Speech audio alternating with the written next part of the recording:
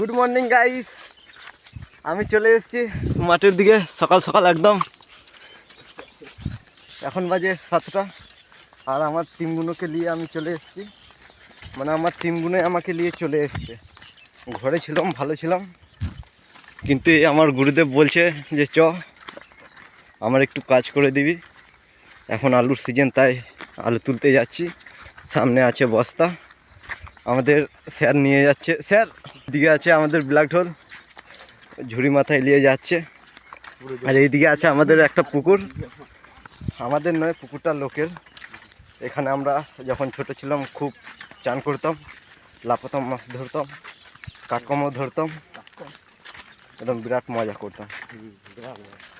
আর আমরা যাব ওই দিকটায় কাজ করতে। ওই দিকটায়? ও আচ্ছা, ওই দিকটায় কাজ করতে যাব।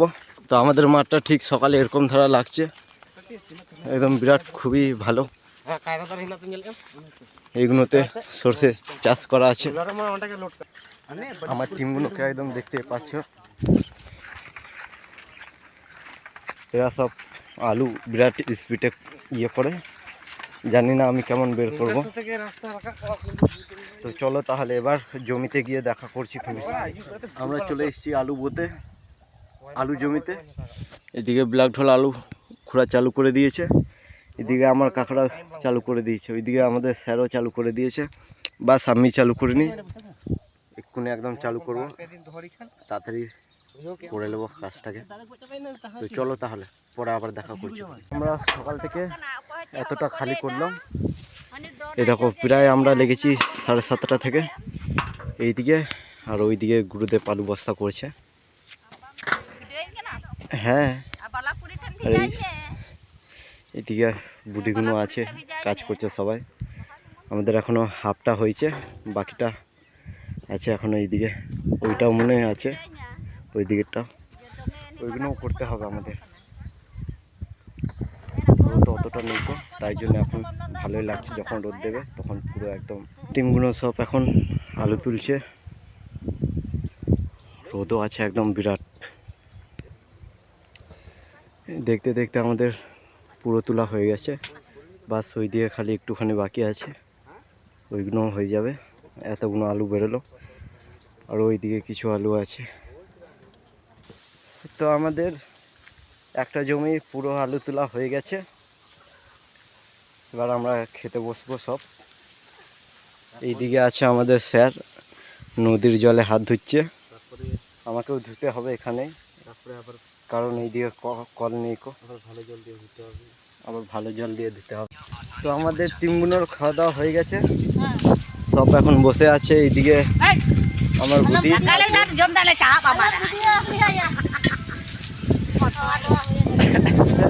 এবার আমরা একটু ওইদিকে যাচ্ছি একটু ঘুরতে, একটু ঘুরে খাওয়া দাওয়ার পর হাঁটা চলা খুবই ভালো। পায়ে জুতো নেই তো আমার, আবার আজকে আবার জুতো ছেড়ে গেছে, একটা জুতো নিতে হবে, তারপরে আমি এখানে সেখানে ঘুরতে পারবো। ঘরের মধ্যেই ঢুকে, না হয় ঘরের মধ্যেই ঢুকে থাকতে হবে, কিছু করার নেই। আর এইদিকে আছে আমার কাকারা, ওইখানে বসে আছে মাচার মধ্যে।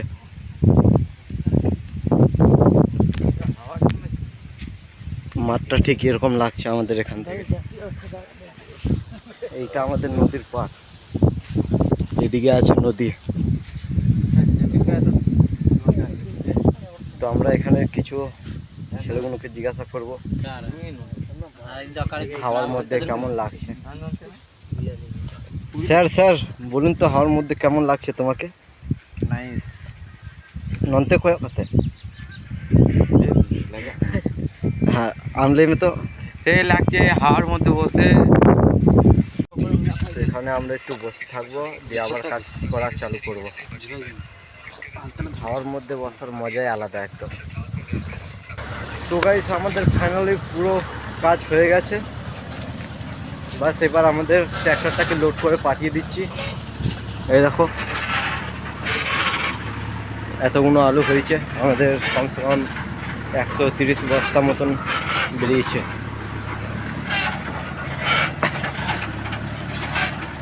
বাকি তো গুরুদেবরা সব গাছের ডালগুলো সব সরাচ্ছে যাতে না আটকে যায়, আটকালে বস্তা ছিঁড়ে যাবে।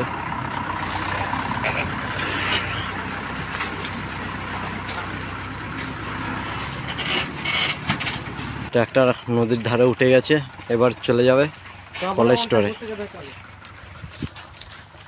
তো চলো এবার যেখানটায় কাজ করলাম ওখানটায় হালকা করে একটু দেখিয়ে দেবো, দিয়ে আবার চান টান করে তখন একটু কথা হবে, দিয়ে একটু দিদিদের কাছে যাব। এখানে গ্রামের লোকগুলো মোচা তুলছে কলা গাছের।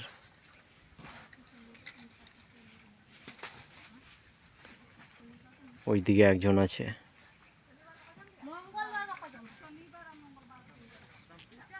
পুরো জমিকে খালি করলাম, এইদিকে একটা আছে আর ওই দিকটায় আছে ওইটা। এ মায়া এ মা খাই না,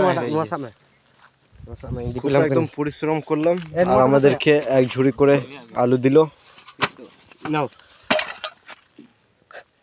মাত বইসম কানি রে ঠিক আছে তো জানবা কোন তো পকড়ে বাইবে আর ব্যাগ দাও কয়সা ব্যাগ দিতে চাই দিবে গুড়ি দাও